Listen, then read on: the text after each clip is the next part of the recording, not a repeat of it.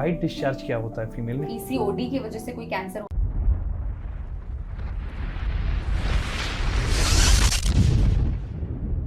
Ma'am बीमारी PCOD बड़ी common हो गई है आज के समय में। किसी को भी आप देखिए फीमेल में, तो मोस्ट ऑफ द फीमेल्स जो है थोड़ा सा अगर हेल्दी हैं कुछ हैं तो बताती हैं कि पीसीओडी की प्रॉब्लम है।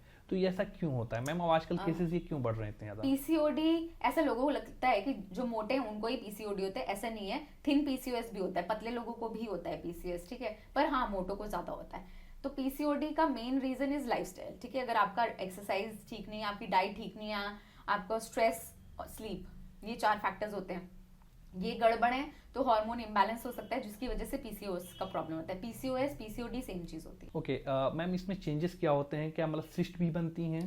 सिस्ट भी एक मिसनोमर होता है, वो एक्चुअली सिस्ट नहीं होता है। वो जो अंडे होते हैं जो हमारे बनते हैं ओवरी में, वो ठीक से बनते नहीं है और ठीक से बड़े नहीं होते, तो वो सिस्ट जैसा लगता है, इसीलिए उसको पीसीओडी सिस्ट बोलते हैं।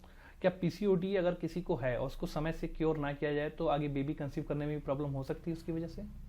मेन रीजन मतलब पीसीओडी में यही होता है कि हार्मोन अच्छे नहीं बनते, जिससे एग अच्छा नहीं बनता, तो एग अच्छा नहीं बनेगा तो आगे हो सकता है प्रॉब्लम प्रेगनेंसी को लेकर। क्या मैम कैंसर होने के भी चांसेस? क्योंकि कई बार इस तरह की मिथ रहती हैं कि पीसीओडी है उसको समय से क्योर ना किया जाए तो वो समय में रहते रहते वो उस नहीं, ऐसा नहीं है कि पीसीओडी की वजह से कोई कैंसर होने वाला है, बट हाँ पीसीओएस खुद में एक बहुत बड़ी प्रॉब्लम है हार्मोन्स की, तो उसको ट्रीट करना जरूरी है, बिकॉज उसकी वजह से पीरियड प्रॉब्लम हो सकती है।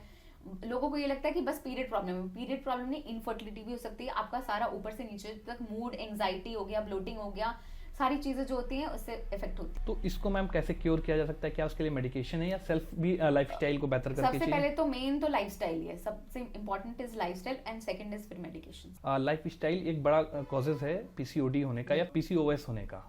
ओके मैम, थायराइड की प्रॉब्लम एक बड़ी कॉमन है, क्या कॉजेज हैं इसके होने के? थायराइड की प्रॉब्लम थोड़ा सा जेनेटिक्स भी रहता है इसके अंदर, ठीक है।